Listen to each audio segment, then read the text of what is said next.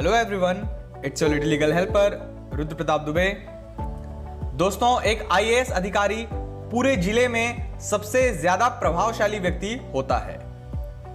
वह जिले के लगभग हर डिपार्टमेंट का मार्गदर्शन करता है।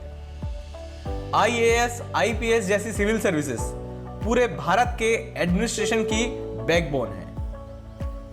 अंग्रेजों द्वारा बनाई गई इस सर्विस को हेवन बोर्न सर्विस भी कहते हैं।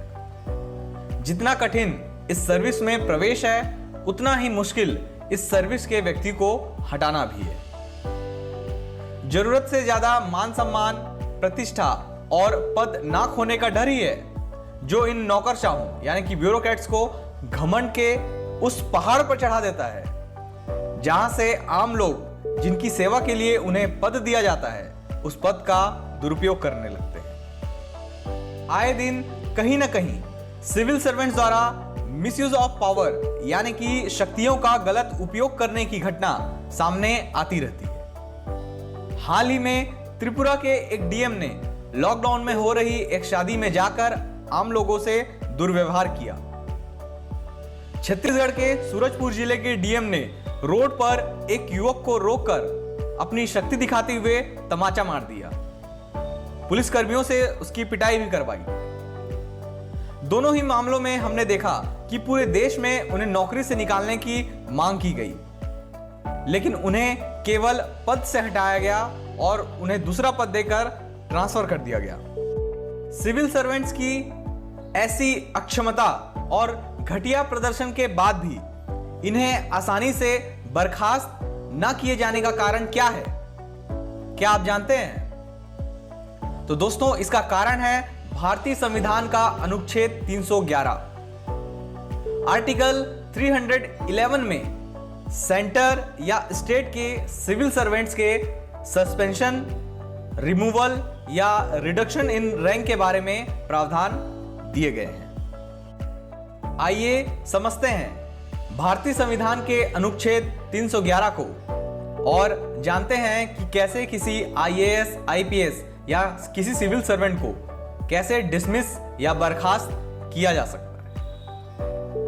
तो आर्टिकल 311 के अनुसार किसी भी व्यक्ति को जो यूपीएससी या किसी स्टेट पीएससी का सदस्य है अथवा स्टेट या सेंटर के अधीन कोई भी सिविल सर्वेंट के पोस्ट पर है, तो उसे उसके पद पर नियुक्त करने वाले अधिकारी से नीचे पद का कोई भी अधिकारी उस सिविल सर्वेंट को उसके पद से नहीं हटा सकता है और ना ही डिसमिस कर सकता है। लेकिन आपको इस बात की जानकारी भी होनी चाहिए कि उपरोक्त किसी भी व्यक्ति को ऐसे पदों से सस्पेंड या डिसमिस तभी किया जाएगा जब उनके खिलाफ जांच के दौरान उन पर लगे आरोप साबित हुए हों और उन्हें उन आरोपों के संबंध में सुनवाई का उचित मौका दिया गया हो।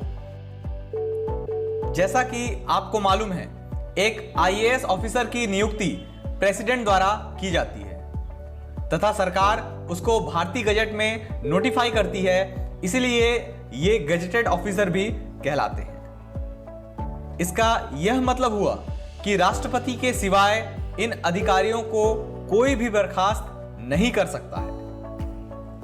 आपको यह जानकारी भी अवश्य होनी चाहिए कि भारतीय संविधान के अनुसार राष्ट्रपति बिना प्रधानमंत्री और कैबिनेट के सुझाव के कोई भी कार्य नहीं करते हैं। ऐसे में यह प्रोसेस बहुत ही कॉम्प्लेक्स और कठिन हो जाता है। राज्य सरकार भी ज्यादा से ज्यादा इनको निलंबित यानी कि सस्पेंड ही कर सकती है कुछ समय के लिए। बर्खास्तगी यानी कि डिसमिस करने का अधिकार राज्य सरकार के पास भी नहीं है। आमतौर पर एक कर्मचारी को बर्खास्त करने से पहले दो तरीके अपनाए जाते हैं। पहला, आरोपों की जांच और फिर बाद में बर्खास्त करना। लेकिन इसे 42nd कॉन्स्टिट्यूशनल अमेंडमेंट के तहत बदल दिया गया है। इसके तहत जांच के दौरान मिले एविडेंसेस के आधार पर ही अब उस अधिकारी को रिमूव, डिसमिस या रिडक्शन इन पोस्ट किया जाएगा।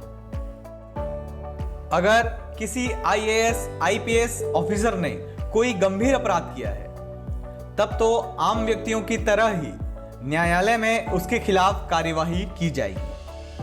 लेकिन मिसयूज ऑफ पावर यानी कि शक्ति का दुरुपयोग जैसे अपराधों में ये अधिकारी आसानी से बच निकलते हैं, क्योंकि कानून के हिसाब से पहले द IAS एसोसिएशन किसी भी घटना की जांच के लिए एक कमेटी बनाने का आदेश देगी। उसके बाद अक्सर यह देखा गया है कि कमेटी के रिपोर्ट्स आने में सालों लग जाते हैं और ऐसे में ऑफिसर्स आसानी से जान पहचान और अपनी पहुंच लगाकर बचकर निकल जाते हैं।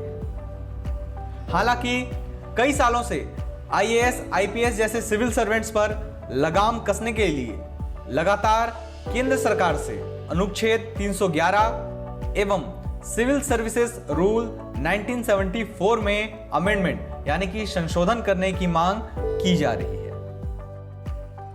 सुप्रीम कोर्ट भी ऐसे अक्षम एवं घटिया प्रदर्शन करने वाले सिविल सर्वेंट्स के खिलाफ कड़ी कार्यवाही करने से पीछे नहीं रहता है। आर्टिकल 311 के तहत डिसमिसल के कुछ फेमस केसेस अब मैं आपको बताना चाहता हूं, जैसे Pradeep Kumar versus union of India 2012, state of UP versus AN Singh AIR 1965, D Ramaswamy versus state of Tamil Nadu AIR 1982। ऐसे और भी कई मामले सामने आए। केंद्र सरकार के हालिया रुख से यह साफ जाहिर है कि सरकार किसी भी प्रकार की लापरवाही नहीं चाहती और सिविल पोस्ट पर अपॉइंट ऑफिसर्स की रेस्पॉन्सिबिलिटी सुनिश्चित करना चाहती है। सरकार ऑल इंडिया सर्विसेज में इनअफेक्टिव ऑफिसर्स को हटाने के लिए कई कदम उठा रही है।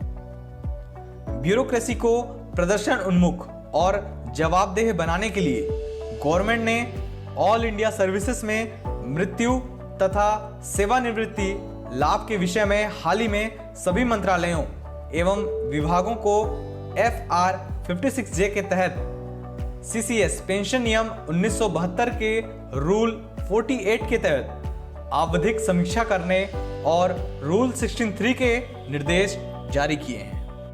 इन निर्देशों के अनुसार सरकारी सेवकों के प्रदर्शन का 50-55 वर्ष की आयु प्राप्त करने से या 30 साल की क्वालिफाइंग सेवा पूरी होने से पहले 6 माह की समीक्षा की जानी चाहिए, जिससे यह निष्कर्ष निकाला जा सके कि उसे सेवा में बने रहना चाहिए या सार्वजनिक हित में सर्विस से सेल्फ रिटायरमेंट ले लेना चाहिए। सरकार इतने प्रयासों के बाद भी अक्सर IAS, IPS अधिकारियों के खिलाफ अनुशासनात्मक कार्यवाही को अंजाम देने में असमर्थ प्रतीत होती है। मेरे अनुसार इंडियन ब्यूरोक्रेसी को और मजबूत बनाने के लिए भारत सरकार को पुरानी सिविल सेवा प्रणाली की समीक्षा करने व उसमें बदलाव करने की आवश्यकता है, ताकि इन प्रशासनिक अधिकारियों पर आम जनता को जो विश्वास है वो समय के साथ दृढ़ और मजबूत होता जाए। तो दोस्तों, इस विषय पर आपके क्या विचार हैं? इंडियन गवर्नमेंट को ब्यूरोक्रेसी को मजबूत करने के लिए और कौन कौन से कदम उठाने चाहिए? कमेंट बॉक्स के माध्यम से जरूर बताएं। Thank you for watching this video. Keep watching, keep learning.